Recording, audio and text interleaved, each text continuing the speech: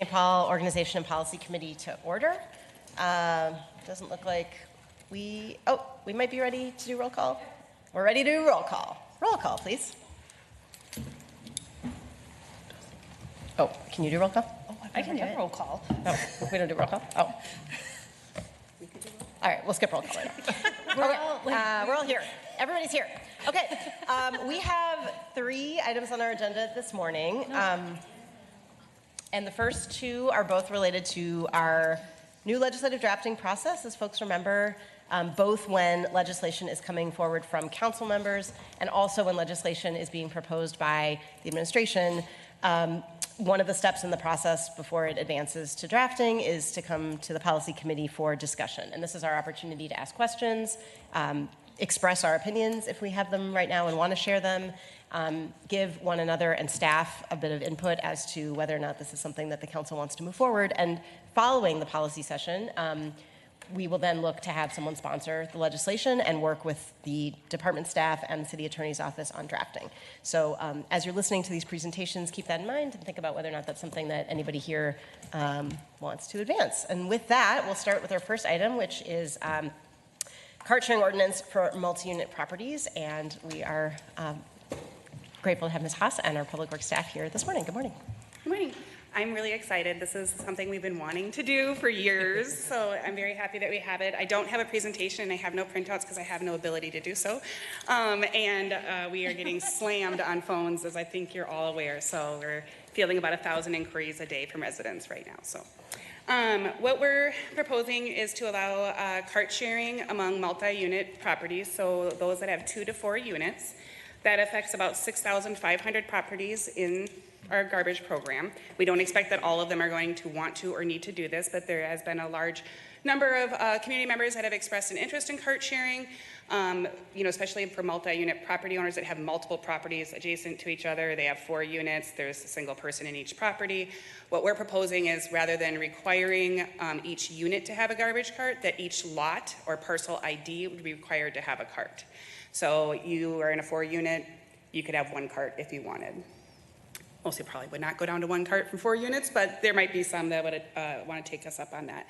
The other thing that we're suggesting changing in the ordinance is allowing those that have maybe 2 4-unit properties next door to each other, if they're better served by a dumpster, allowing them to have dumpster service. Our contracted haulers are able to provide this service. If they were not, for some reason, we would allow that property owner to contract privately, but both the city and FCC currently can support that. That will help with parking spots in some of those buildings, and also it's just a better serve. They don't have 10 carts sitting outside their property. It just looks nicer. There are some provisions related to the cart sharing, that we don't want folks to be overstuffed or have trash everywhere. So we have set up our system that when a hauler sees an overfilled cart, they hit a button in the truck that immediately transmits to our customer service system. We run a report. If that cart's been overfilled 3 weeks out of 5, we would send another cart. They'd be obligated to have a second 64-gallon cart. The first notification would be a tag on their cart. Second would be a letter, and a third would be, we're bringing the cart and you're going to be charged for it starting on this date. If that happens twice in a calendar year, we would revoke the cart sharing provision for that property. That's it in a nutshell. Okay, great. Thanks so much. I'm looking around to my colleagues and I see Mr. Propatsky. Thanks, President Naker. Excited to see this go through. I remember right after organized trash went through and we were doing an incredible amount of engagement across board. For sure, the highest temperature feelings were folks who used to share at multi-unit properties or used to have dumpster versus individual, all those things. So love seeing the tweak. Curious, when you mentioned that FCC and the other pickup is able to do the dumpster pickup, which dumpster pickup does FCC currently do? Just out of my naivety of knowing them doing only the city-based residential. Oh, well, they do our recycling for multi-unit properties now, so it's a matter of the type of vehicle you're using rather than, that's really just it, the type of vehicle. Okay. And the city has, we provide service to dumpsters also, like at our public works facilities, so we have the equipment also. Okay, cool. Great. Other questions? Chair Johnson. Thank you, and thank you, Ms. Haas, for being here. I was just wondering just if you could speak a little bit or talk a little bit about what you're thinking around the payment or like the billing system. Is it billed to like one address when they do that? Or will folks have to, if they opted into or were able to car share, would that be like one home being, if it's a residential property, one home being billed and then they'd have to split it or figure that out separately?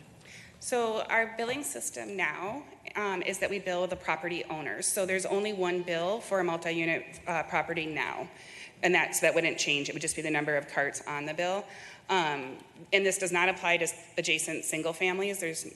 Cart sharing is only for those in the 2 to 4 unit that would have one property owner that would be billed. Okay, thank you. Ms. Jost. Thank you, Council President Naker. Ms. Haas, for Councilmember Puratsi's question got me thinking about the trucks.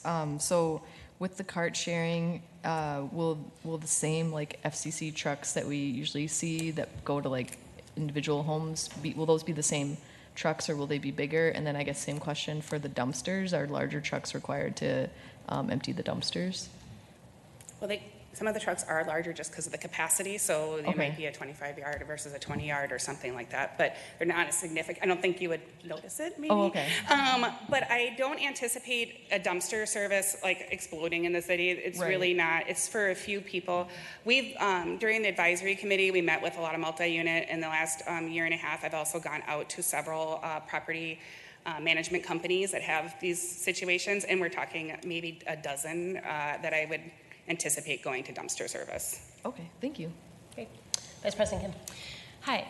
First of all, congratulations on the first bill. I was very excited to receive it. And the first ever was a trash and recycling newsletter. Excellent. Excellent content. Just an opportunity to lift up that now beds and mattresses and box springs can be picked up as your bulky, which is a huge addition. And I really hope helps with a lot of the sort of DSI aspects of some of our cleanup around areas that have a lot of turnover for like renters or just movers in general. Can you just, my question is more so as a reminder. So the cart sharing is for folks with sort of multi-units and one to 2 unit. Can you remind us about options for like every other week? Folks that then if you're in a single household and you're required to have a single cart, kind of what are the options if you're not producing as much trash as other folks? What's sort of the service options for them? Because I know cart sharing for individual households was something that folks talked about as we're thinking about ways that we can recycle more or compost more and just have better practices to reduce trash. So what are some of those options for folks? Well, thanks for the compliment on the newsletter. It is the reason for our high call volume. We have scheduled thousands of bulky item pickups and cart changes in the last, Yes. literally thousands in the last 2 weeks. So that's all Lydia, and I'm glad it was a success. We want residents to use our services. During this time with our phones and things, it wasn't ideal timing, but it worked out. We are exploring what cart sharing could look like for single families as well. That takes more research. We've reached out to other cities that offered it, and a lot of them have taken that back because of the billing aspect of it, and then the city sort of gets in the position of having to police who's paying the bill between the two properties. So we're still researching it. It's not off the table, but it's not here. We do have an every other week cart option for those that are low waste folks. It's like $52 a quarter and some change, and we can make those swap outs after September 1 because we ran out of parts because people have changed so many down to the every other week, which is what we want to see. We want people to be recycling more and diverting waste. We did a waste characterization study recently of our trash program and identified opportunities that we can start providing education to residents to move that material over to recycling and out of their trash so they can reduce their costs. Ms. Yang.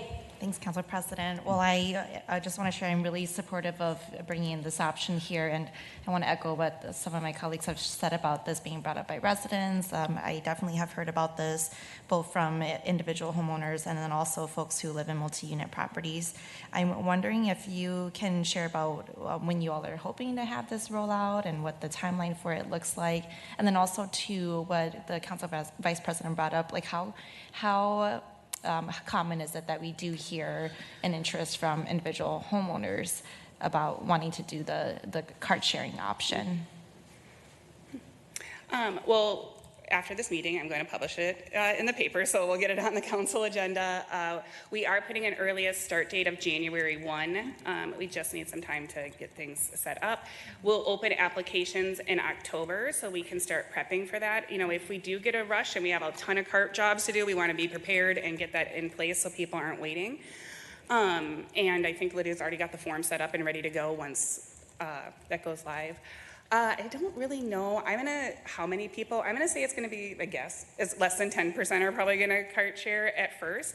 It might pick up steam, especially as people can reduce waste. But if you've got 4 people living in a household, you're gonna have some trash, or if you have diapers or things like that, there is. It's not gonna be for everybody. I have no idea. Anecdotally, I would say about 10%. Because would you say how many people call a week? And ask for it. Maybe 2 a week. So. Just a follow-up. Yeah, I was wondering, like, for properties that aren't multi-unit properties, like, what's the interest level in opting into the cart sharing too? I think that the interest in the single family is less about cart sharing and more about opting out of the program completely to be able to choose their own hauler, which I don't see it going in that direction. We are researching that too as part of the garbage advisory committee that's on our 2026 work plan to kind of look into what that really means and maybe have some more focus groups with folks on that. There are some cases, there's a hair place I think about a lot, where she has an apartment above her small salon, she has a dumpster. In that situation, she has an alternate source of trash that she can provide documentation on that we could then look at opting out in those types of situations that she shouldn't have to have a cart also. She does call pretty regularly. We're on a first name basis.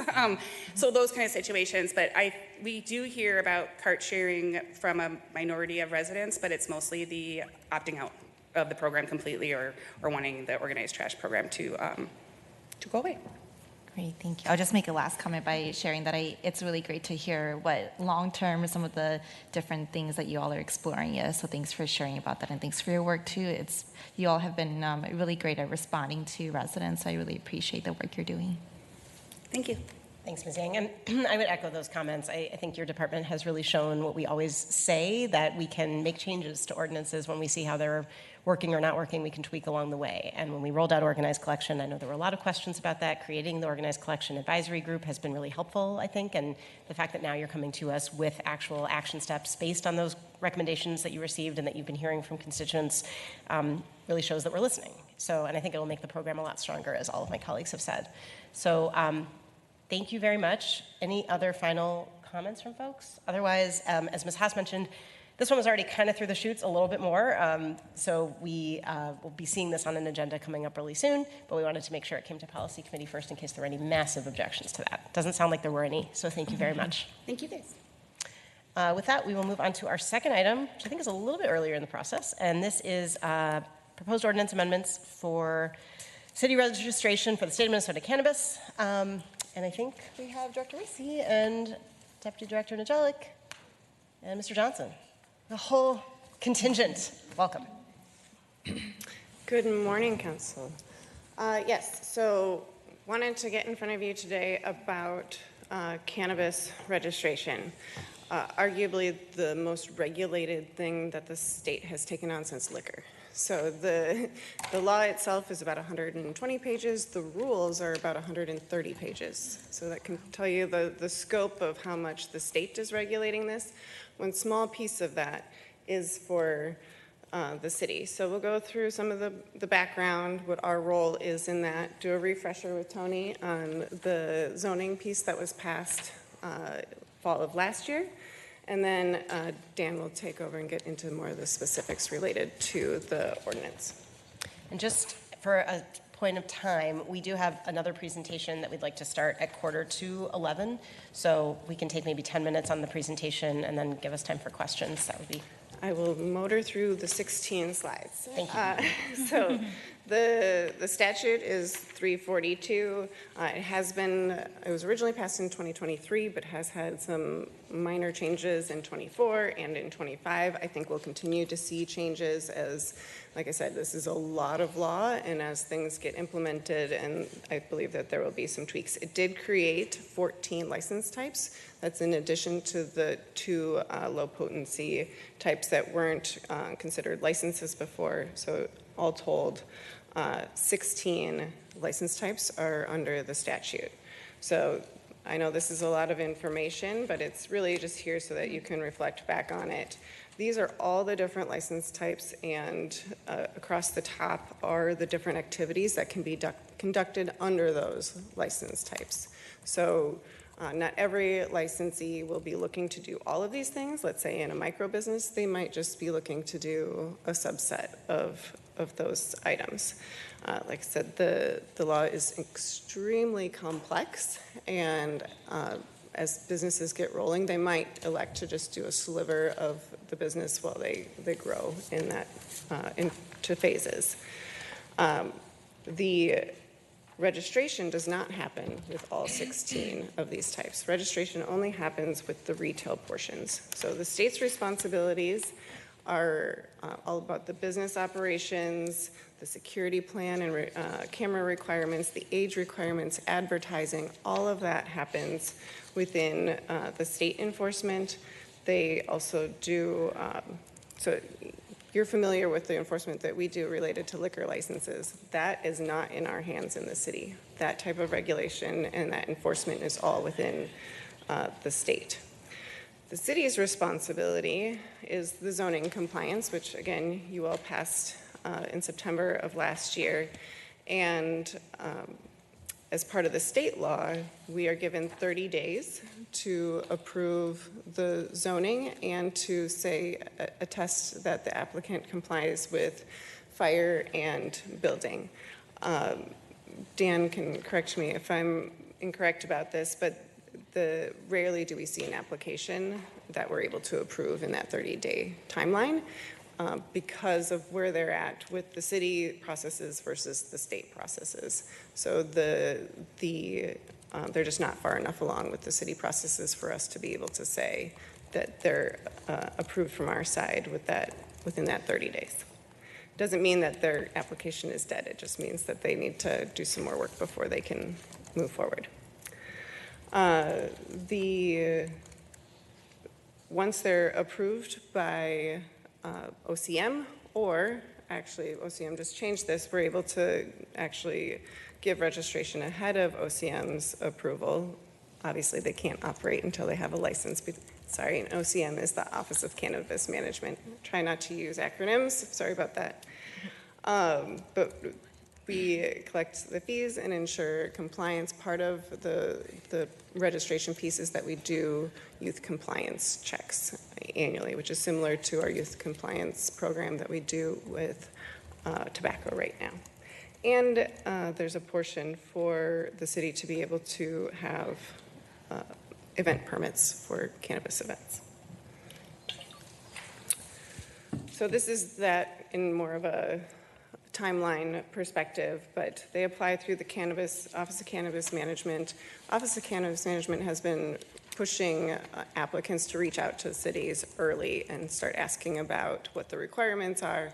And that's really, we've noticed that in the last maybe 3 months that has really picked up. And so we're getting a lot more inquiries about what would be required from the city side related to opening a business here.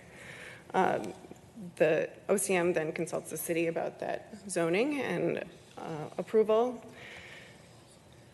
They can then get a license from OCM and or their registration. Again, only the retail licenses need a registration from the city under this proposed ordinance. The cities are also required to do compliance checks and if there's a registration, and we are allowed to collect fees. I'll note that in the law, it's local municipalities who have the responsibility of registration. We can elect to refer that to the county, And right now, none of the cities in Ramsey County are electing to have the county do registration. So all the cities in Ramsey County are currently planning on performing their own cannabis retail registration. With that, I will turn it over to Tony. All right, thank you. So we just want to give you just a quick update of the zoning regs. So as you recall, the zoning study dealt with every single business type in the cannabis industry, but what's relevant to this conversation and this presentation is our approach to retail. So what we passed back in September would allow cannabis retail in mixed-use areas, commercial corridors, and neighborhood nodes. They are prohibited within 300 feet from schools. So on this map, that would show, that'd be the light blue buffers is where the schools would be and where cannabis retail sales would be prohibited. And then businesses over 15,000 square feet would require a conditional use permit except in industrial districts. We don't expect businesses to get that large. Why we did it is to be consistent with other uses in the zoning code, which have a similar size threshold. With that, I'll pass it to Dana.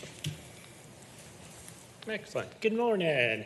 And so we are now at the registration part of the process. And that is what you are seeing in terms of the ordinance amendments before you is in regards to city registration for retailers in regards to cannabis.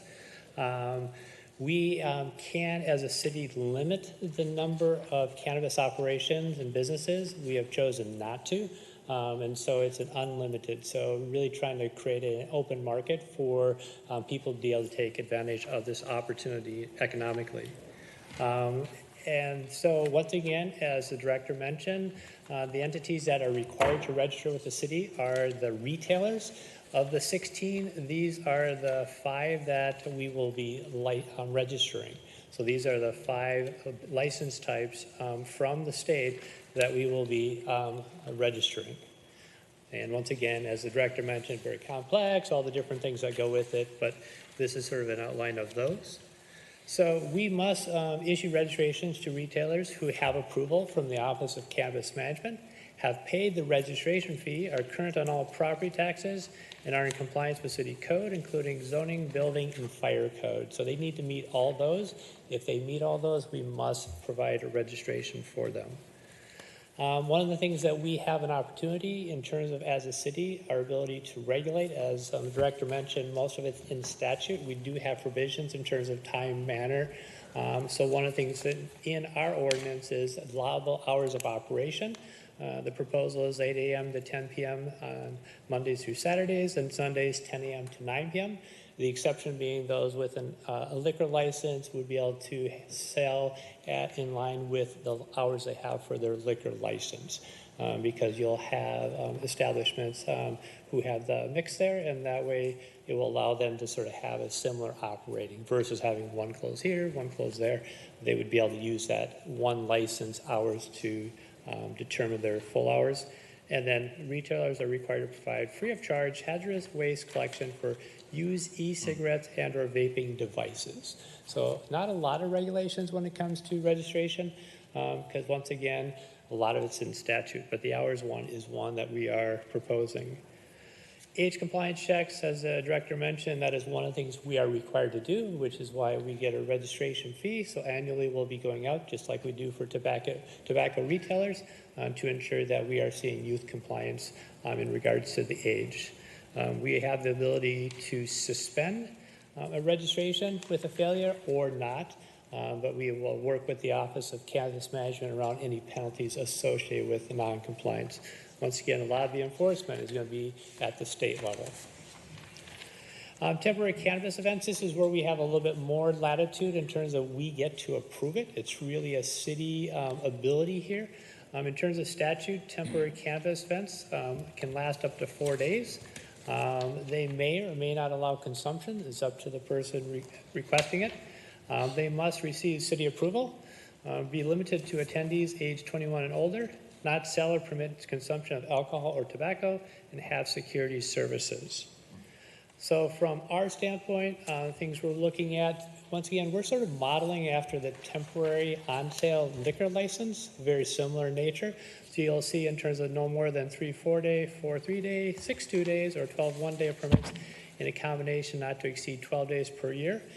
Similar to language we have for on-sale liquor.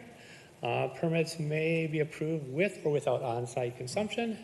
Smoking of cannabis products may not occur where smoking is prohibited by under state law and city code. And event organizers, once again, must provide free of charge the waste collection. And then these are the fees. Everything on top, the first ones are with the asterisk are all set by state statute. The temporary cannabis event permit is something we get to determine. It is very similar to what we have for a sound level variance price for a permit, so at $175. But all the other ones are set by state statute. And with that, we're open for questions. Thank you. Thanks so much, Mr. Najalik. And Dr. Wheat, did you have a closing thought? Thank you, Council President. Just a couple things. One, I realized that we didn't do a very good job telling you what retail is according to the state law, because I think if we're thinking about alcohol or tobacco, you have a picture in your mind of what retail is. And with this law, retail is selling of mature cannabis plants and seedlings, adult use cannabis flower, adult use cannabis products, lower potency hemp edibles, and hemp-derived consumer products. So there might be a licensee who this is their entire business, or there might be a licensee who they have one product that they want to sell. Maybe it's a liquor store and they have a section of their business that they're selling low potency edibles, which is a drinkable, that they would need a license. For that, they would need a low potency hemp edibles retail license for that. So just to clarify that we're going to see a real wide variety of business types in this realm. We did find out on Friday that the person that we need to administer this work was approved by HR, so we did a requisition based on the funding sources that you saw in the presentation and received authority to hire that person. It will be a promotional position within AFSCME. Our own team doesn't know this yet, so that it's an exciting opportunity as it's new work. We do now. It's new work for our team. But as always, it's with the department is responsible for staying within budget on our personnel expenses. And last but not least, I don't think I'm going to get an opportunity to thank Councilmember Pravatsky publicly, and I really want to thank you for the work that you've done in your short time here, your openness about what you were trying to accomplish in your short time, your willingness to admit when you don't have all the answers and need to have us fill in the blanks, and to work with the mayor and make sure that we're all on the same page to get those things done. I think you've accomplished a lot in your short time, and I appreciate the collaboration. Thanks so much, Dr. Weesey and team. And I think there are a bunch of questions. I saw Vice President Kim and then Mr. Pravatsky. It's just more of a clarification for staff, and I know it's going to be a Tony Johnson question. So the map just shows the retail, like the limitations of retail, but recognizing that some of the different license types might be regulated in terms of location of zoning for the city, but we don't regulate that license, correct? So like for example, a wholesaler could come in and find a location with the correct underlying zoning that doesn't appear on this map, but we don't regulate that license. Is that correct? Like this is, I mean, it says retail zoning, but just provide a little more context to that map. Not all of the license types are represented, and also they could exist within our current zoning allowances by their business type, but we don't necessarily regulate that license. I hope my question's making sense to you. So we don't do the registration Correct. for businesses that aren't retail, but our zoning regs apply to everything. So if I were to make a wholesale map, it would look different than this map because it's different zoning districts. What we're showing here is the retail. And we didn't, the way our zoning works, it doesn't like say like this license type. Our approach is more to break it down into like the business activities and then regulate that. And within those license types, there's, you know, multiple different business activities they can do. So for example, if you're doing retail and production, the map will look a little bit different than if you're just doing retail. Yeah, so I appreciate how forward-facing this is from someone that's like walking off the street and thinking like, where might I find a story like this? But it's just one of many different maps we could produce to show the different opportunities that we have for businesses like this to grow in St. Paul. So I just appreciate that a lot. Thank you. And we have a virtual web map now, so Oh, it's cool. really easy for business owners. They can Where might someone find that? if you type in cannabis zoning study and scroll to the bottom, see the web map. And Thanks, Tony. Thanks, Mr. Pravratsky. Thanks, President Nicker. Yeah, my question or point is in similar spaces, Vice President Kim. I'm confirming that anything pink and not blue is where retail is allowed. Yep, so pink would be where it's allowed, Yep. and then the blue is where it wouldn't. And if you look at the web map, I did it a little bit differently. I just cut out the circles, so you'll see like weird circles in the pink. Right. Yeah. Well, I would just note, and thank you, Director Weesey, for your kind words. I'm obviously doing my Matt silliness once again, saying I'm very supportive of these retail establishments coming in. We have multiple who have reached out to our office, longtime neighborhood families, longtime neighborhood business owners and property owners, where this is going to be a new way for them to take advantage of retail space, even on corridors like University Avenue and places like Snelling, where we desperately need those retail storefronts not just to be utilized, but to be vibrant. Like the issues we see along University and places like Snelling comes from a lack of foot traffic, and when there's fewer people feel uncomfortable. That leads to other stuff congregating there. So I love the fact that this is a new retail opportunity for all of our critical corridors, and it makes sense that obviously you see on the map those critical corridors are where we're encouraging most of this. I'll also just note this is one of the rare sales tax growth opportunities for city revenue. I know President Naker, you've brought this up before, the fact that we obviously care about our property tax base, we care about the other ways the city makes revenue, but we actually do drive revenue from sales tax, and that comes from retail activity. So hugely supportive of wholesale activity and growers and all that stuff as well, like all the industrial space you see in my ward. I'd love for those empty spots to be manufacturers, but also very specifically excited about those retail establishments because we actually can capture value there as well. So excited about this. Thanks, Mr. Pravratsky. One question one suggestion, first of all. I really appreciate the flow chart showing how applicants work with both OCM and the city. I'm sure all of us have received emails from entrepreneurs planning to open up, and it has been a bit confusing to know how to respond to that given the fact that there are two regulation entities working here. So if I could ask the department for a favor in this regard, if you could send us some standard language we can use in responding to those sorts of asks that just lays out, thanks so much, here's the process. I think that would be really helpful for all of our offices to be singing off the same playbook. That's one.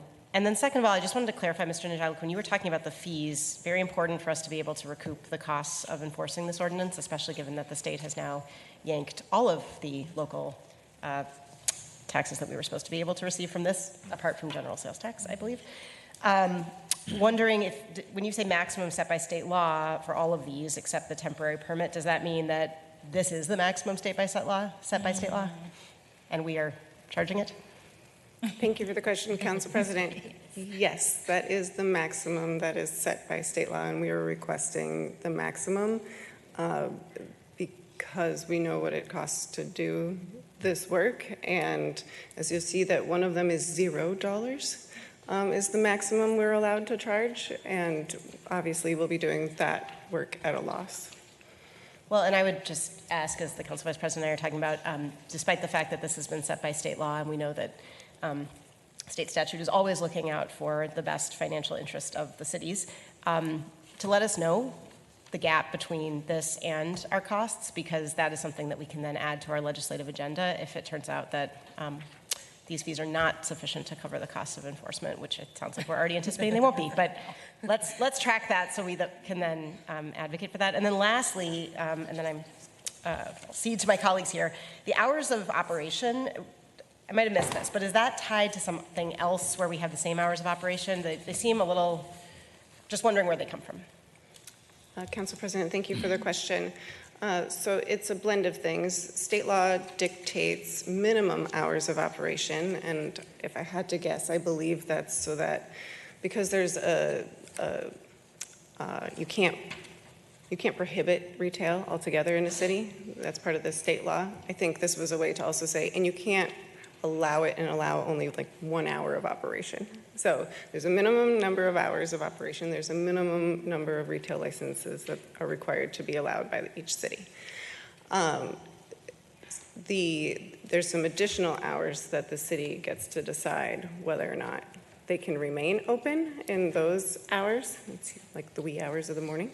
And what we have in front of you is some set hours, but in recognition that we already have hours restrictions on some of our licenses, and this license might be with another license, we don't want, let's say you have a liquor license and you have a 2 a.m.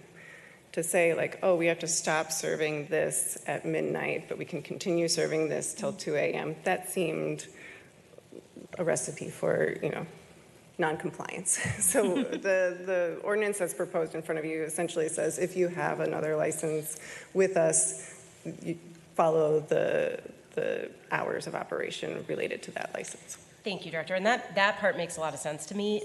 The Monday to Saturday, 8 a.m. to 10 p.m., Sunday, 10 a.m. to 9 p.m., though, is that following state statute somehow? Is that, I'm curious in particular about the 10 p.m. and the Sundays being a different time. It's similar to off-sale liquor. Yeah. Is it exactly the same? It mirrors that, yep. Okay. That is helpful. And of course, we'll hear more comments and we can make changes as this goes forward, but just helpful to know the context. Chair Johnson, and then I think Mr. Pravatsky. Thank you. Yeah, I really appreciate just kind of getting a deep dive to it. I think my eyebrow is raising at some of the temporary cannabis events, especially with the ones that are use on site. And I am kind of curious as to like, when I think about when there's like on-site consumption and where those would be located, have we given any consideration to how we feel about the proximity to like childcare facilities, school buildings, things like that, like where the buildings are in relation to the zones that have been put up? I'm just wondering further how we've explored just like what kind of things within the state law we are able to kind of dictate where those type of with on-site consumption events happen in our city. Council President, Councilmember Johnson, I think it's important to remember that a cannabis event could be any number of things, and cannabis is present. So even the on-site consumption could be strictly consumables like edibles and drinkables, not necessarily smokables. The state law highly regulates the event related to screening, security, cameras, the advertising that's able to be seen outside of the event. You cannot, there has to be screening so that none of the consumption is visible from anywhere outside of the consumption area. There has to be designated retail areas, so it's highly regulated in the state law.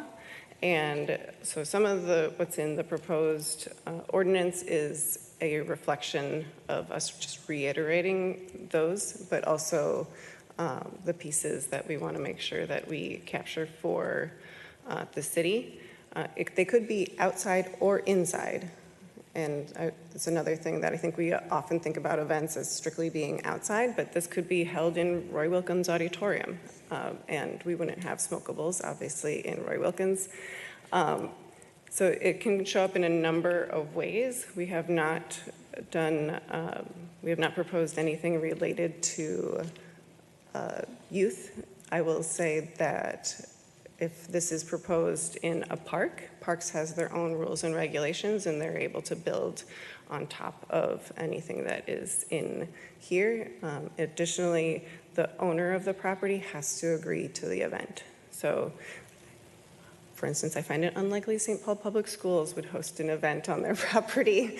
But to your point, it doesn't mean that it couldn't happen next door, but it does have to happen with the authority of the property owner themselves. So some of the events that we're used to seeing, festivals and such are done already with the authority of the property owner. This is quite a bit different in nature, and we anticipate that fewer property owners will be having or interested in having it on their property. Yeah, I will say as a follow-up, I'm just kind of looking to like at where some of the corridors and stuff are highlighted in pink, just from where we have general retail permitted. But examples where we potentially have a retail permitted right next to a apartment building or family complex, or it's across the street from a childcare or middle school or elementary school in those regards. Like, I think we should take a closer look at that. And if there's nothing that, I guess from a state, like if there's more flexibility, I think the with consumption on site, just regardless of the type of consumption, should be taken into account, much similar to how if we had an event that was like, there was like, I see this as kind of like I guess my concern really relates to just how bland is the exposure. And so it would be very interesting to know, like, just within some of the vagueness within the state statute, what things we could do to protect things like that from happening. In particular, in my community, we have continued, I think, interest in both seeing, the ability to see cannabis retail continue, but we also have a lot of youth organizations and youth presence that actively are trying to mitigate the early exposure to usage of anything related to cannabis or other uses on like near sites. And so I just care a little bit more about, a little bit more about where the events and stuff are allowed, especially if if we have to allow with consumption on site. Council President, Councilmember Johnson, a couple of things. One is events are very limited. One of the things is in terms of for specific locations, once again, it's 3 4 days, 4 3 days, 6 2 days, or 12 1 days. So the number of times you can have a temporary event at a location definitely has a significant restriction. So the impact is one. Two is, and we'll send you language on, there are restrictions in regards to on-site consumption in terms of screening and things like that for events. So we'll send you that information. But that is something, as you consider the ordinance, that's something to think about, that there are some things already, but we definitely understand the point you're making in terms of exposure. But we'll send you information on the statute language in regards to screening that for on-site consumption during an event too. Thank you. Okay, thanks, Mr. Jellick. Mr. Pavatsky, and then I'm going to wrap us up. Yeah, thanks, President Aker. Just super quick, this is just my 2 cents. I very much understand that state law sometimes tells us how we have to set these hours. I would very strongly prefer nothing in our city code be based on Sunday being treated different than other days. I think that's probably like almost 50 years outdated, so I would just 2 cents. Thanks, Mr. Pavatsky. I agree. With that, I want to thank the department so much for your helpful information on this. To my colleagues, this is obviously in a little bit of a different category from some of the policies we consider. We don't have a choice about whether or not to pass an ordinance creating the process for registration. That's something we have to do. But hopefully this helps everybody get a better sense of what's being proposed. I will plan to bring this forward just as I normally do on behalf of departments, but I would say if there's anything you heard today that gives you concern, let me and Director Weezy know, because if there's something in here that doesn't have support off the bat, it would be better to know that and to be able to make changes before this comes for first reading rather than after. So with that, thanks so much. And we'll move on to our third presentation. From We Make Minnesota, welcome up Mr. Bernstein and someone else, maybe. We look forward to me up there. All right, come on up, and we look forward to hearing from you. This is great timing. We are about to be heading into our budget process, so look forward to hearing about sustainable funding. Do you need those for the notes? Like if it has to say funding to have the presentation about filling, because I remember sitting in the FAR conference room with Kathy Landry, where we were talking about doing our own trash, and she was like, oh, Okay, do you want to start there? Okay. To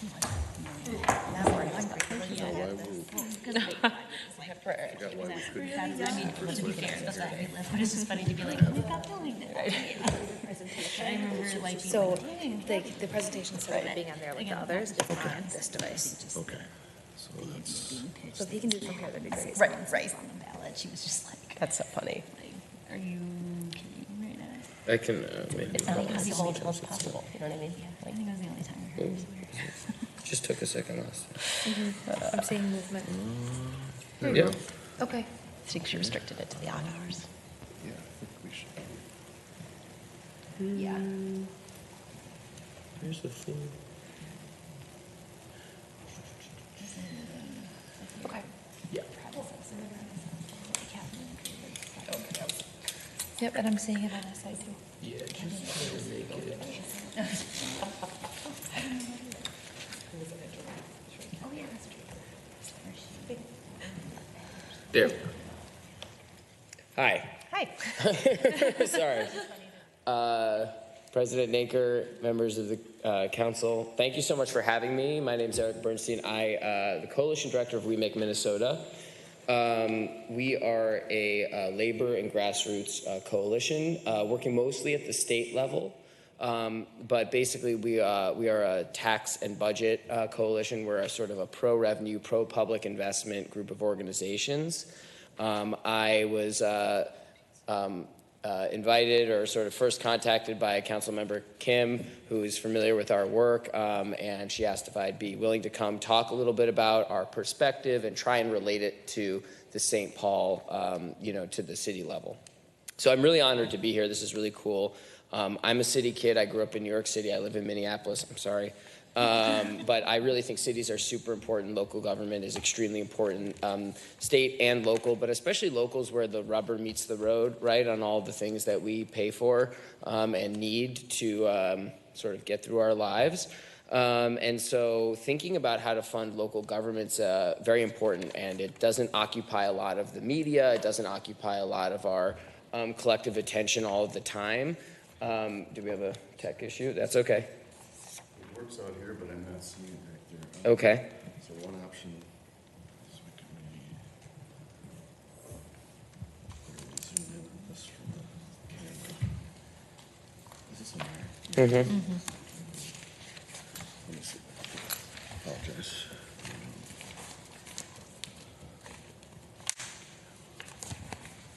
So it's not gonna look great, but we can Okay. at least Yeah, we can make that zoom work. into that. It's kind of cool. Yeah. Yeah, that's all right. Can I get it? We all have it in front of us as printouts too, so. So the only problem is the printouts are different. Oh, okay. Well, we can also see it just fine there.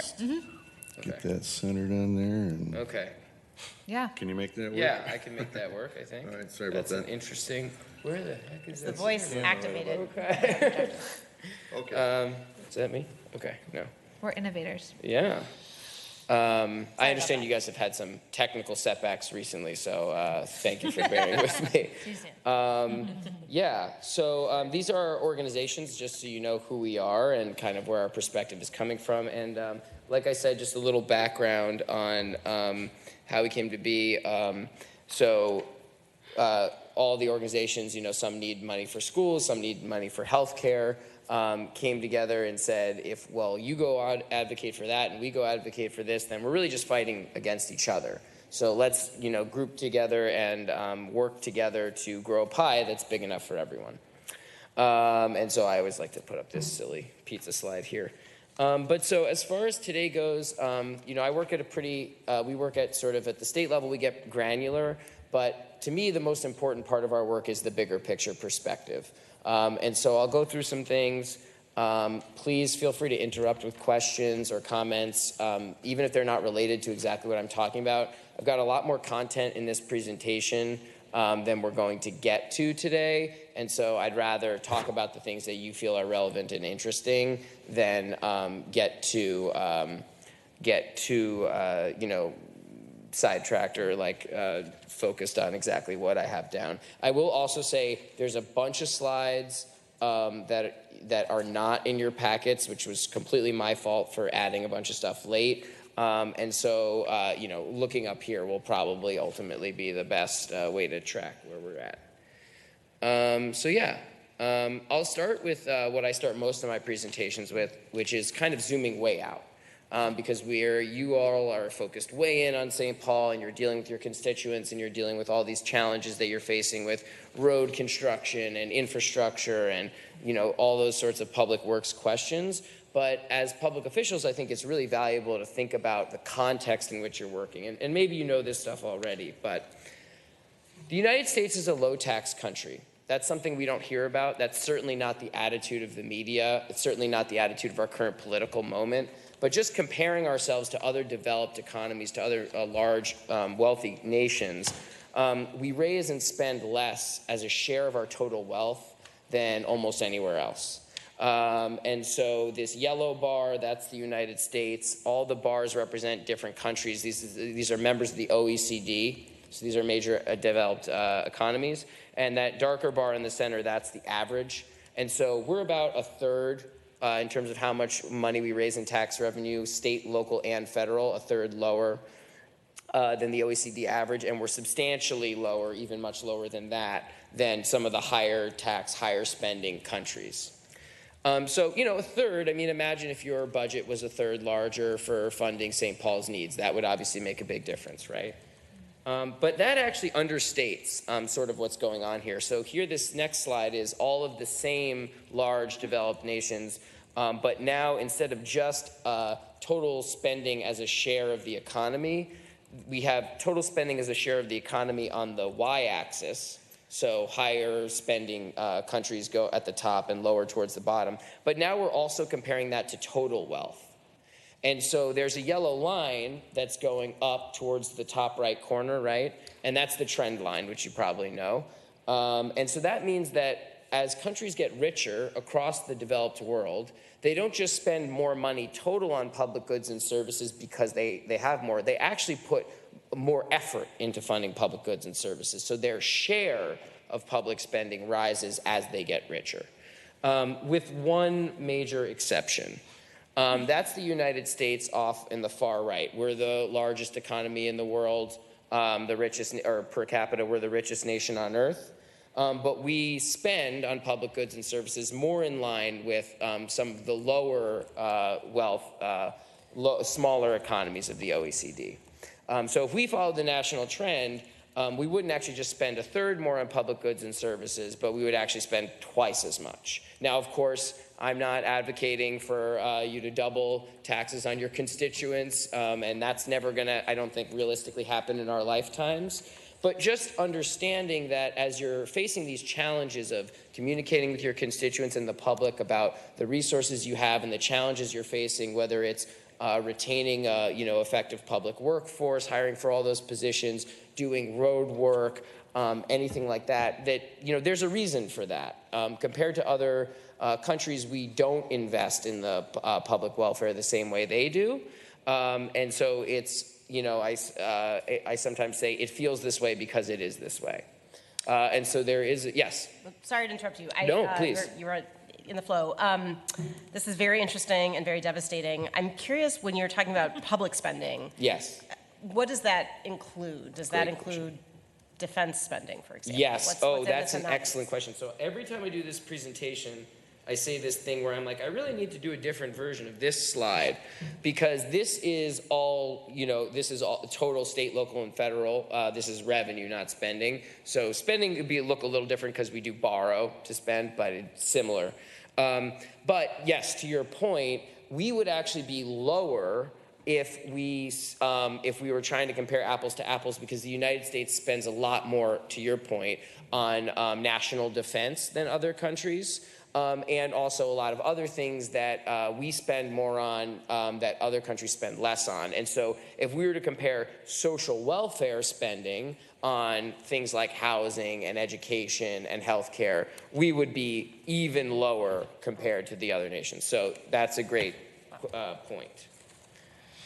And then Minnesota obviously is a relatively higher tax state, but this slide shows that we're also not immune to these trends. Since the 1990s, our spending, a state and local revenue as a share of the total state economy has declined considerably. This is a little bit outdated because we don't have the newest data yet, but for example, over the course of the 24-25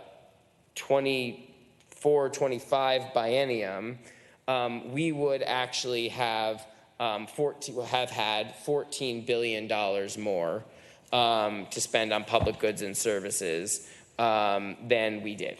And so that's a substantial amount of money if you're familiar with, the state budget.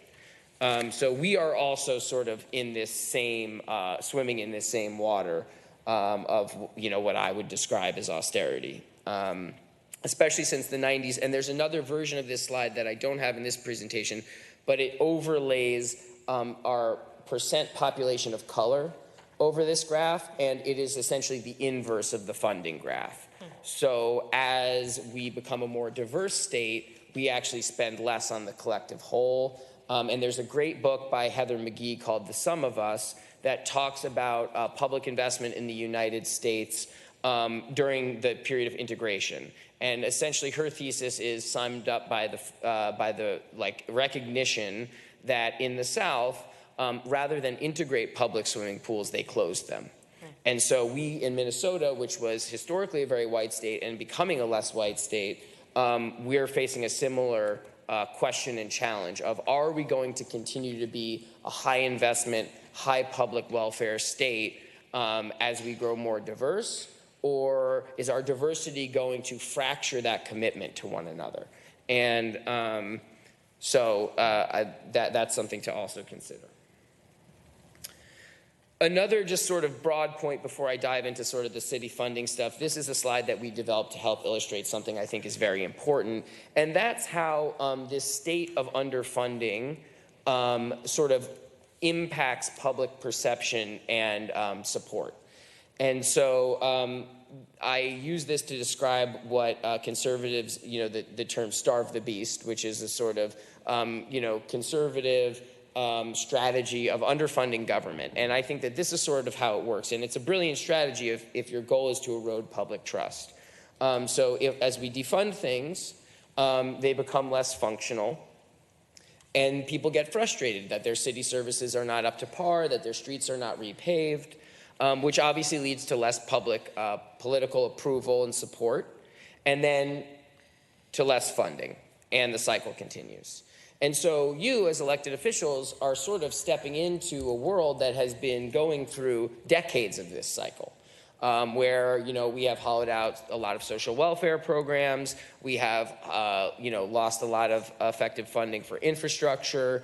All manner of public funding has been eroded over time. And every time that's happened, it has fed a cycle of disappointment with public goods and services, which has led to a state of distrust. And so I think it's just something that's good to be aware, and you know better than me from talking to your constituents, that there can be a real challenge getting people to identify with the idea of the importance of funding government. And so... I would also just say before you move on, I really agree with this graphic. I think it illustrates the issue very well, and I also think it points to something that I really appreciate about the way our council works, which is that I think we've chosen to intervene on this point of the cycle in the place where we have the most control, which is dysfunction, and to show that we can work well, work efficiently, deliver great public services despite being in this environment, so as to try to rebuild that trust and get the cycle going. But we're trying to do that in an environment of less funding and less resources, and so it's why I appreciate that about my colleagues in this council all the more. That's great to hear, and that's certainly my impression from my familiarity with your work.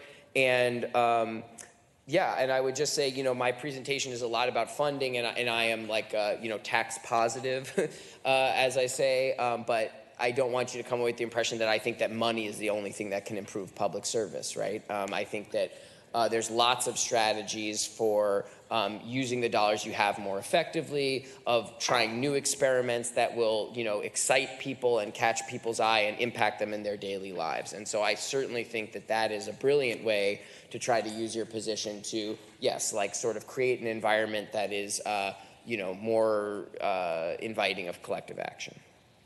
And I'm just thinking about how dirty my computer screen is and how that's showing up on the television, but there's nothing to do about it now. Okay, so my next set of slides, is more specifically about public funding at the city level. Well, how long have we been? You're fine. Okay, I just I'm thinking about how to what to skip around to. We've still got 27 minutes. Okay, great. So I'll go through some of this stuff, and I will say, I'm going to talk, I have a lot of slides about the property tax base, because I think that that's like sort of maybe like the most like politically like sort of charged question, not just in St. Paul, but all over the state. People have very strong feelings about property taxes, as you know, and they're a very important source of your revenue. And so I'm going to talk about funding writ large and then go into property taxes for a while. I'll try and move quickly because I do want to get to like the new ideas at the end and leave time for questions. But again, please interrupt me. Okay, so here's the 2024 adopted revenue by source. 44% from taxes, a big chunk from IGR, from the state mostly, and some from the county. And then a bunch of other smaller sources, sales tax being the next biggest, and then franchise fees, which are come from utilities like electricity, internet, et cetera. And then some things that you charge for licenses and permits and things like that. Unfortunately, this slide doesn't match up exactly to this data we have from the state auditor. That has to do with categorization of revenue sources and stuff. So it's not a one-for-one. I want to just throw this up so you all see it. I'm sure you're very familiar with it. But here we have a little comparison slide. And so these are major sources of revenue. And the dark bar, we have the U.S. This sort of middle blue is Minnesota. Yeah, St. Paul's going to be in yellow, just because it's the highlight color throughout the presentation. And I should have said up front, thanks to my wonderful research assistant, Alec Williams, who's sitting here ready to help me out when I get in trouble. And he did a lot of work on this presentation. And then Minneapolis, which is obviously a very relevant comparison, is in this light blue color that looks about gray or white here.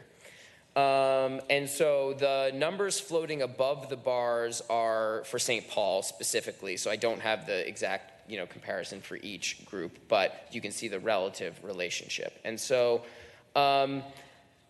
overall, St. Paul gets a little bit less in intergovernmental revenue than the U.S. average, but a little bit more than Minneapolis. That has a lot to do with average incomes. A lot of, as you know, the IGR formula is based on like need, and so Minneapolis has a higher lowest income population, even though on average St. Paul's personal income is a little bit lower, as we'll see in a bit. As a share in terms of taxes, it's 45%, like we saw, similar to the last one. Minneapolis collects a little bit more in tax revenue, but overall, I actually think when we did this data, I was surprised by how similar they were overall, which I think could be considered a good thing. I think it's good to have consistency in such a small geographic area. But one big thing that I will point out, and I know you are very aware of this, that Minneapolis and St. Paul both get less in intergovernmental support than a lot of cities outside of the major area metro. And I know that that's something you've advocated to change, and I think you're right to do that. I think that the major metropolitan area is extremely important to our state economy, and that in some ways it's been neglected. This is another split of revenue. This is taxes. And I want to just highlight this. So property taxes are the biggest source of municipal revenue. And here it looks like St. Paul's property taxes is a substantially smaller share. But if you look at the bottom right here, you have tax increment. And so I'm sure you're all familiar with TIF. TIF is when you forgive property taxes for a period of time in order to help fund new development. And then in the budget documents, you capture, you count that later, that increment that you eventually start collecting, you count that as essentially a proceed of that investment that you put in by forgiving that. But it's really important to know that this is not a net number. It doesn't include inflation, and it doesn't include the revenue that was surrendered to create that TIF district, right? And so theoretically, TIF is intended to finance but for investment that wouldn't have happened without the sort of TIF tax break. But you don't know. We don't really know that. And so if you moved that tax increment over into property, St. Paul would actually be very, very close to Minneapolis in terms of how much of its tax revenue comes from property. Sales are a little bit smaller of a share. And then, again, those franchise fees. This is a very similar slide. Don't want to spend a ton of time here, but this is just now we're looking at all the sources of revenue, general fund revenue. And so, again, property taxes are lower, but the sort of tax increment would make up for that. And St. Paul getting a little bit, a larger share of IGR, although it's less per person, less total, sorry.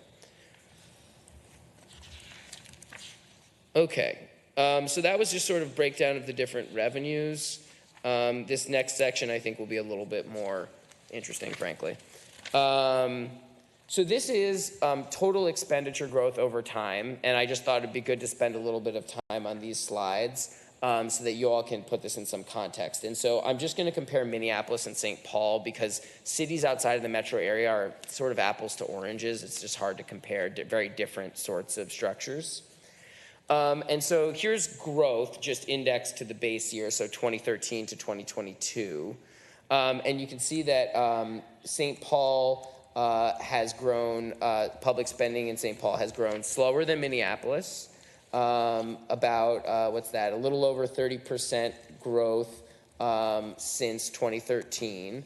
And a little bit less than 40% growth, probably like 38, 39% for Minneapolis. And so, but what does that mean? In a vacuum, that's not very helpful, right? And so I'm going to add to this chart the consumer price index.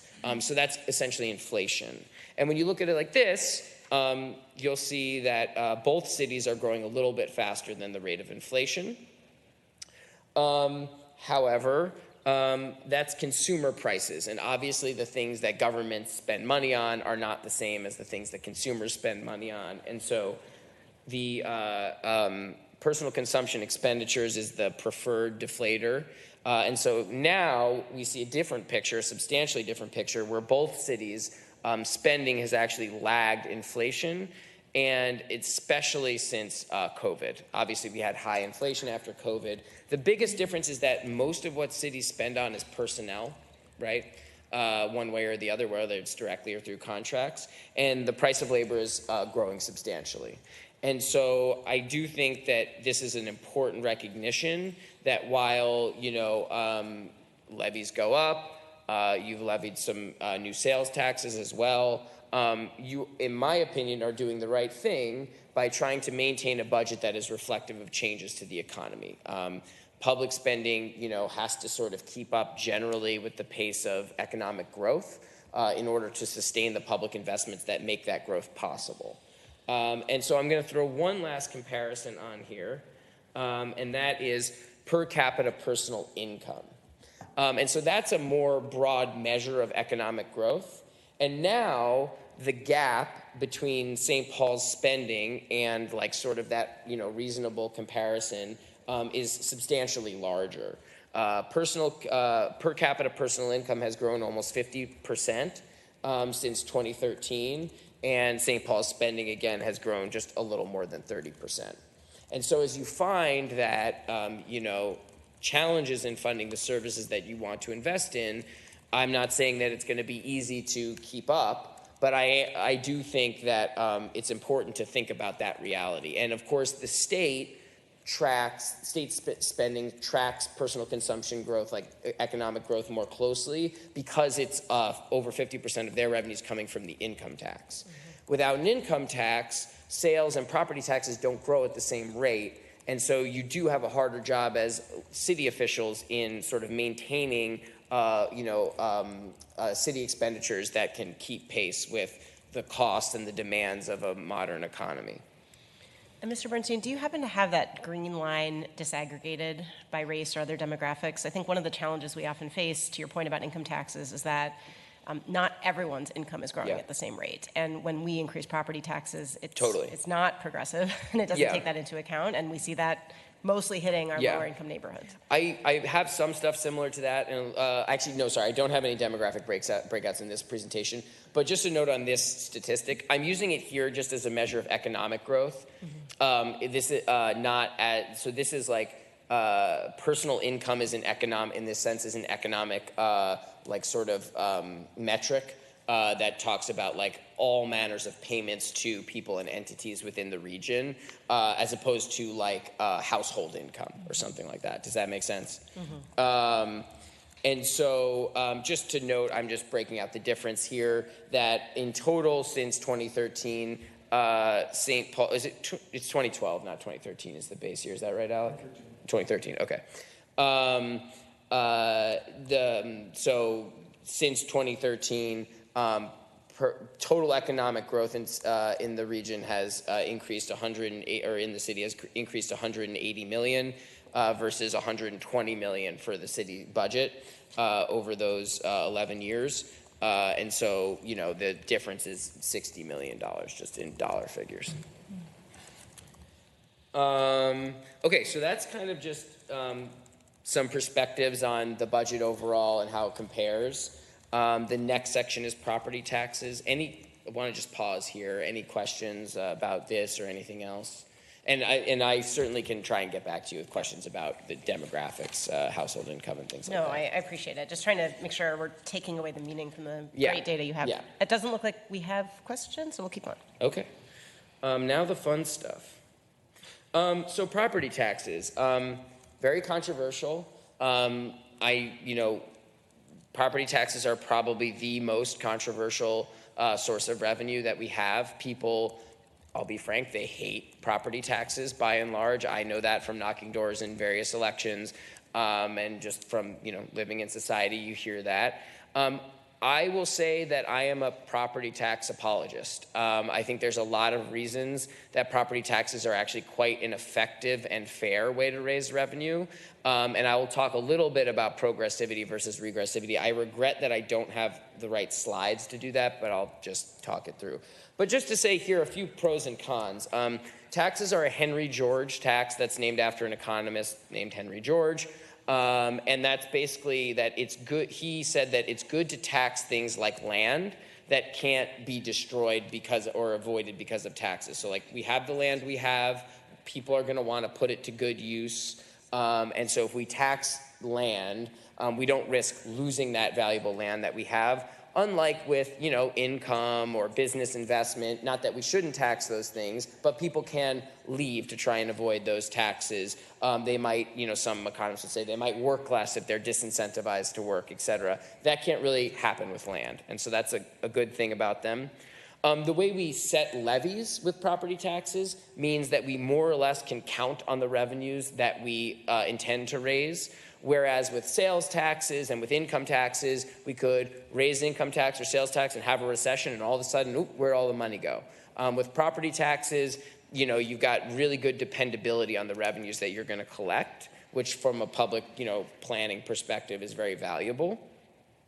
And I have to say that although this is not often talked about, property taxes are wealth taxes. Home ownership is the largest source of personal wealth in the United States. It's obviously a very important ladder to, greater personal wealth. And it is, in a form of taxing wealth. There's a lot of very valuable homes in St. Paul that are appreciating substantially over the course of someone's ownership. People don't pay very much in capital gains taxes on their homes, and the city doesn't capture any of that capital gain. And so if you're not taxing homes, then you're never really benefiting. The public is not benefiting from the growth in private wealth that happens through home ownership, right? On the con side, to the point you made about people's incomes and how that changes compared to property taxes, they're not tied to income. So owning even an expensive home, it's an indicator of wealth and income, but it is not a one-for-one. With an income tax, it's pegged. You pay a certain percent at this bracket, a certain percent at this bracket, and so you're never going to owe more than you have. That can happen with property taxes and retirees. That's one, common example where some people struggle to pay. People who, stretch to buy a home if they lose a job. There's all these ways in which property taxes not being connected to income can create a burden. The lump sum payments, even just seeing it on a notice, very unpopular. When you pay your income taxes, they just get taken out. And it's sort of like, right, just, but with But with property taxes, you sometimes might have to write a check. Now, I will say, I don't know the exact statistic, but a very large percentage, I should say, of homeowners do have their taxes deducted automatically through their mortgages, but you have to set that up, and it's not true for everyone. And then once you're no longer paying a mortgage, you have to go online and write a check, whether it's biannually or quarterly or whatever. So that's a frustrating thing people don't like. And, of course, they're less progressive than income or corporate taxes. Sorry. Yes. Hold up one second, Ms. Jost. Thank you, President Naker. I think like a couple of, I was just thinking about some of these cons. Yeah. And the home value not connected to ability to pay, and you brought up like folks that are retired. Yes. And we have, I don't know, it seems like we have a growing number of people that are retiring. Yes. I think it would be really interesting to see in St. Paul, like what percentage those folks make up of homeowners. And then similarly, like people that are having to pay their property taxes if their house is paid off, which, you know, when a lot of folks retire, sometimes their house is paid off, sometimes it's not. Yeah. But it'd be interesting to know how many people have their houses paid off and then are in that situation. And then maybe also in the situation where they are on a fixed income, because I think those are kind of a group of folks that are really being hit hard by property tax increases. Yeah. Alec, could you do me a favor and just write those? Thank you. Alex, half of my brain, I really rely on him a lot. So, yeah, those are great questions. I'll try and get some data on that and get back to you, but just a couple comments. Part of my job as being like a tax positive advocate is I sometimes have to like take positions that I think are correct but not popular. And so I'm going to say a couple things about those concerns that I think are valid concerns, but that I think also bear some other consideration. One is that homes and a city cost money. And I think the notion that people should be able to own a home without any ongoing obligation to pay for the services that make that a livable place, not just that home itself, but also that street and that neighborhood and the neighborhoods beyond that. There is a public cost to that. And that doesn't end when you pay off a home, and that doesn't end when you retire. And so I think we put ourselves in a very dangerous position when we sort of tiptoe around that reality. Now, I don't envy you as elected officials having to communicate about that, but that is just the truth. And so we are going to have, to your point about a growing retired population, that will be the case in our state and in our country for the rest of our lives. Mm-hmm. We are getting older, and the younger population is shrinking, and that is going to come with a lot of fiscal challenges. In fact, that's kind of the thing I worry about most, just personally, about our future as a country. I think we're not yet fully digesting how drastic the change and the shrinking, like in the lower fertility rate is going to impact public finance and society in all these social and economic ways. And so starting into that difficult journey of demographic transition with the notion that, we need to lower the obligation of folks who are retired or make it cheaper to own a home, I think it's going to put us in a difficult position. So that's something to think about. And then I'd also just say that this is an even tougher one, but no one else is going to say it, so I'll say it. Incentivizing people to stay in their homes that they can't afford if the property taxes are challenging past retirement is also a really good way to lock people into homes that could be put to a different use with a younger family or with someone else. And so like in California, they passed Prop 13, and that locked people in to like a certain property tax valuation. And so then people became very reluctant to move. And that had all kinds of very negative implications on the availability of housing and the price of housing in California. And so thinking about how to keep people in their homes by lowering their property taxes, I actually think in a big picture sense, having a property tax obligation associated with a larger home is sort of a positive aspect of the property tax, because it makes people consider the value of the home that they're occupying and whether that value is, necessary for their life, or whether it would be more efficient for them to downsize and to give that home to someone who's still in their working years and can use the square footage to better effect. Does that make sense? Not saying you have to agree with that, just a thought. Yeah.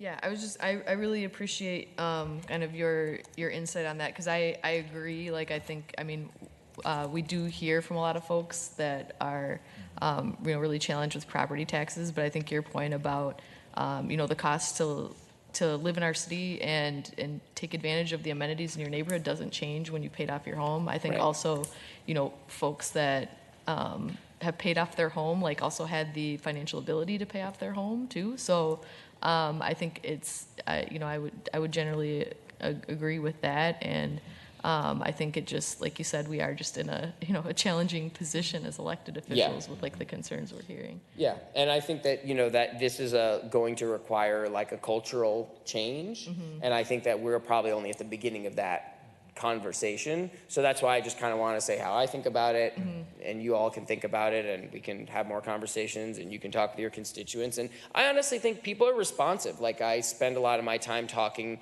about tax and public policy issues, and there's been such a taboo around that issue. Taxes are such a third rail to so many people that I think a lot of our the challenges we face in communicating about it, they sort of arise just from the fact that we haven't been doing it. So in my experience, when I talk to someone, I say, well, you have that perspective, but what about this? They're often like, oh, okay, yeah, fair enough. I guess that's true, But when we as a society ignore those challenges, then it just sort of self-reinforces. Does that make sense? So I guess now is probably the time for me to say my thing about progressivity and regressivity, which is my kind of shtick, frankly. But okay, all right, well. And also, I want the shtick to continue, but we had a question from Mr. Pravratsky as well. So, why don't you do the question first, and I'll then- say the thing. Thanks, President Naker, and your shtick is similar to my shtick, so this will blend over. First thing I want to mention, just for context in the room, because it never gets talked about, and I'm obsessed with forcing people to hear about it. St. Paul held its levy flat in real dollars, not even actual dollar figures, for 13 straight years in the 90s, from 93 to 2006. It's one of the most recklessly terrible decisions a municipal government has ever made continuously for that length of time. Like, the levy is iterative, it builds on itself. So when you hold it flat, we literally are having to make up for lack of property tax increase from 30 years ago. And I just want to note that, because it's not an excuse for what we're doing now, but it is a reason why, even a few years ago during the pandemic, I actually thought it was a mistake to hold the levy flat, just because on principle over the long term, all you're doing is punting that increase onto future councils. So just want to note that, because I don't think it gets discussed, because it was, 40 years ago, so who cares, but I think it matters. And then actually leading into what I believe you're going to speak to next, I wanted to note, the slide says that property taxes are less progressive. That's a policy choice, and that's a comment based on how our current property tax assessments are designed. Yeah. So when we had our presentation, was it last week, I specifically asked, they sort of showed the categorization of commercial property, different types of residential, blah, blah, blah. They only showed one chart of the dozens of lines of the property tax assessment calculation. And so I would urge your coalition to consider a tweak to those percentage weights in statute. So for example, residential homes only have two categories, below $500,000 and above $500,000. Yeah. If our state income tax was just below $500,000 or above $500,000, that would be deranged. Like treating someone who makes $500,000 a year the same as someone who makes 100, or treating a house that's worth $500,000 the same as my crappy little condo we had that was 85 grand, is absurd. It's unbelievably lazy policy design for us as a state, all of us included. That's our state saying a $500,000 house is the same as a $150,000 Rambler or whatever. Yeah. So I would argue, even if that change doesn't mean cities have more revenue, the pressure on our residents, to the fact of your questions earlier, President Kim, the pressures on our residents would be so much more digestible for us as elected officials, like you mentioned, Councilmember Jost, if we knew the property tax levy was built in a way that those who could afford it most are being asked to pay most. Yeah. You know, the fact that my house now is the same as my first, you know, whatever. I don't want to belabor it, but I'll just note I want to plant that seed because I would love for the city to have it on our legislative agenda, but especially your coalition who already has this exact focus, I would strongly urge it in there. And I would also mention the progressivity, regressivity. The same is true of Minnesota's sales tax. Like, we decided it doesn't include clothing and food. Right. And somehow when people talk about sales tax in Minnesota, they just ignore that, you know, so I don't know. But I appreciate, I think we were saying similar things, but just want to make those points. Yeah, no, that's exactly, I agree with all that. Longer conversation to be had about the property tax value tiers.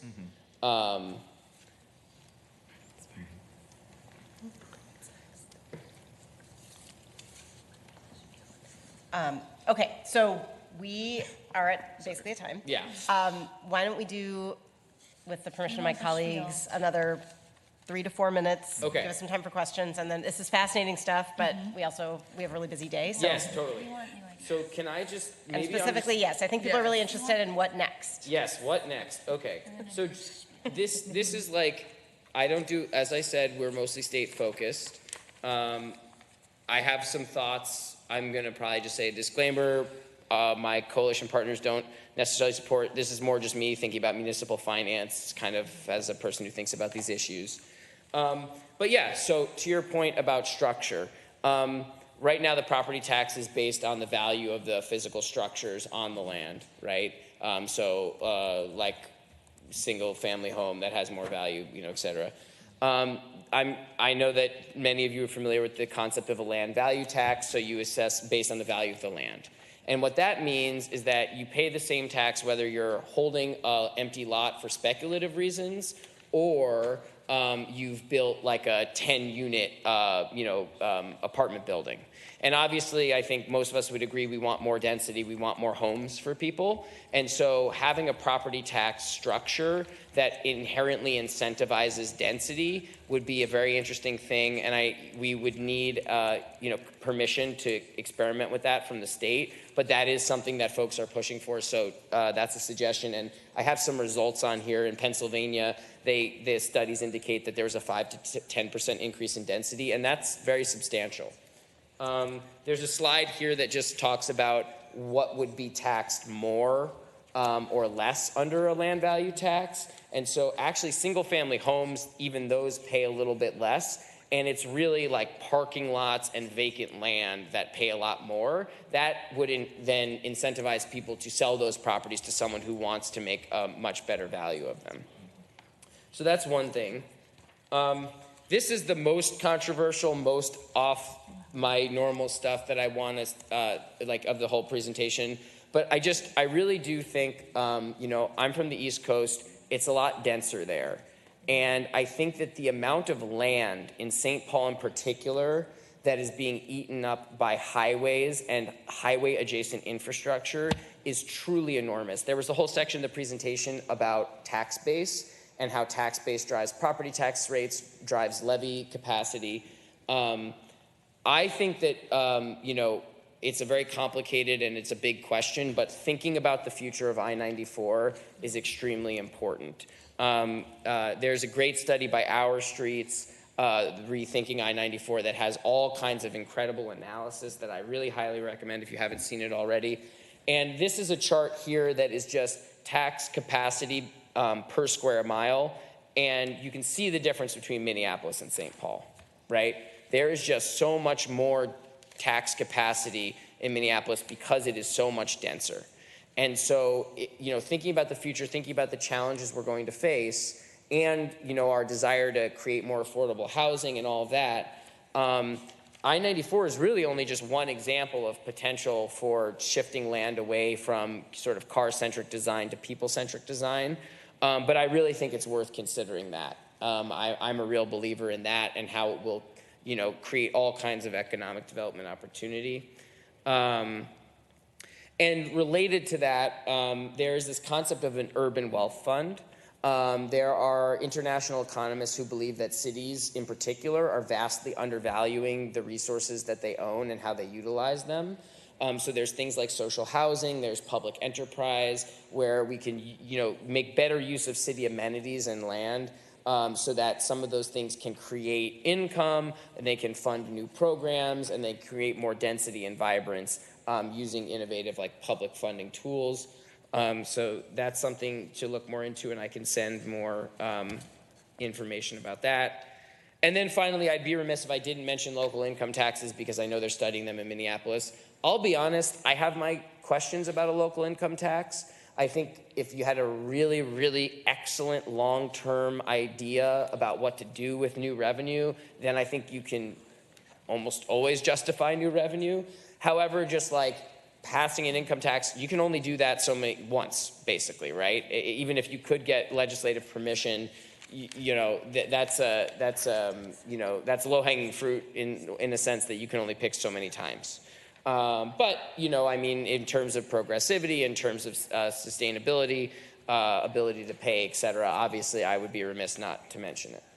So we're way over. So I appreciate you sticking with me, and I'll just end with this one slide, which is a picture of a sunset over Lake Superior, and just say that I think one of the most important perspectives I bring to the work, and I'm sure you share this perspective as well, but I'll just mention it, is that operating a city government, funding a city budget, it is long-term work. And sometimes the things that need to be done are big and drastic. Like if you're rowing a boat and you see I'm headed this direction, if I keep going that direction, I'm going to end up in the totally wrong shore. Sometimes you got to just row one oar and get back, aligned with where you're going. But sometimes you actually find, well, if I just move 2 inches to this way now, I'm going to end up 50 feet closer to where I need to be, or 2 miles closer to where I'm going to be, because the distance you're traveling is so long. And so I think that thinking about the long term is so important for fiscal policy, and that we don't do it enough. Our environment does not encourage it, but I really, I like to end on that note, because it is about stewarding, St. Paul and our state forward over many, many decades. That's the sacred, task that you all are taking on. And I think it's good to keep that perspective. Okay, thank you so much. Thank you so much. Really appreciate that last thought in particular, especially because I thought that might have been your desktop background, so that's really good to know. I suspect it would be helpful for all of us. I think all of us would appreciate having those additional pieces of information on the next steps that you recommended. Yeah. I know our city already has land value tax on our legislative agenda, but especially the Urban Wealth Fund and local income taxes, and any other ideas you have. Any final questions or comments from any of my colleagues? Doesn't look like it. Thank you so much. And thank you so much for having me. Kim, for recommending that you come. Yeah, thank you so much for being here. Really appreciate it. It's a great honor. And I'd never been in this building before. It's awesome. We walked into the lobby and I had no idea. It was just amazing. You should linger and explore it. I certainly will, yeah. All right. And with that, thank you, everyone. We are adjourned. I don't really know.